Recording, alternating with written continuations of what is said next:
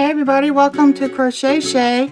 This is Shannon, and today I want to show you how to finish off your work. I've had a few questions and comments asking me to demonstrate.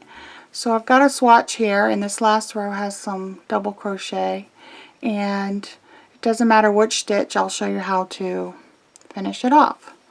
So I'll do this last stitch here with you, and I don't do a chain or anything to end this stitch off. I just pull it up and leave about a 6 to 8 inch tail and cut your work over here.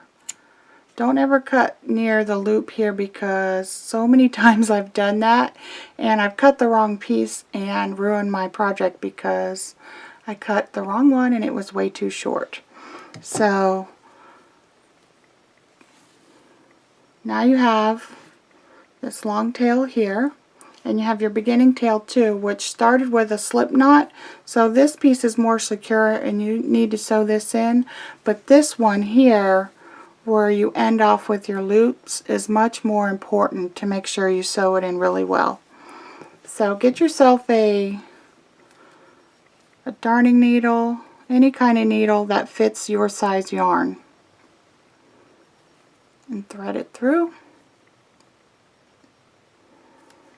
Now if your project has a front and a back, say you're doing a hat or a stuffed animal or something like that, you'll always want to, weave in, sew to the underside, the back of it.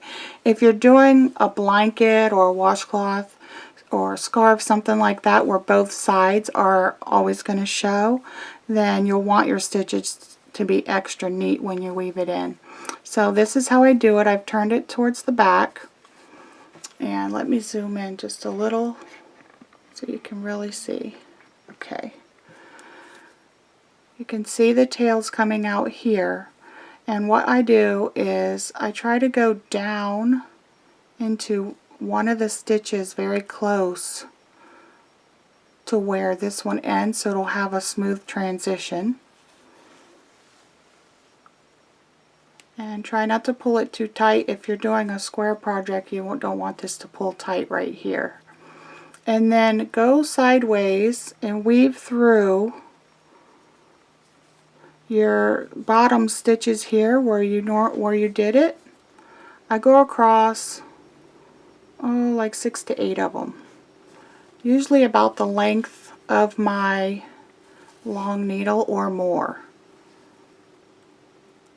Okay, and then I go back the other way, but I don't insert here because this will unravel. I want to skip a loop or something so that it won't pull right back out, and kind of weave through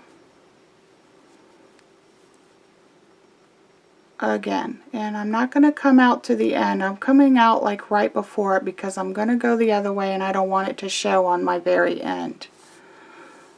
So pull that through, and don't pull too tight because you don't want it to show bunches in your work. And then I always go at least 3 times. That's just me. If you do 3 times or more, you're usually pretty safe. So I'm going to go back again. I'm going to go through another loop, different loop than this, and then go right back through. And you'll feel it kind of snag through the other pieces, and that's what you want. So it really gets weaved into itself. Pull through, not too tight again, and then give your work a little tug. Let it smooth out. Now because of the drastic changes in the colors of this yarn, it does show a little bit, but that's okay. In the grand scheme of things, you won't really see it. But if you're working all in one color, it's not going to show at all, trust me. And if you want, you can do a little more. I like to be extra safe.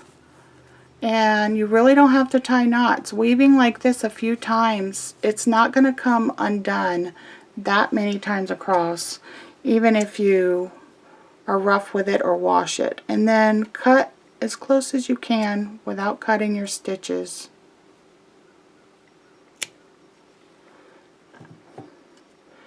And there you have it. It's weaved in. And you can't tell. I hope this helps some of you.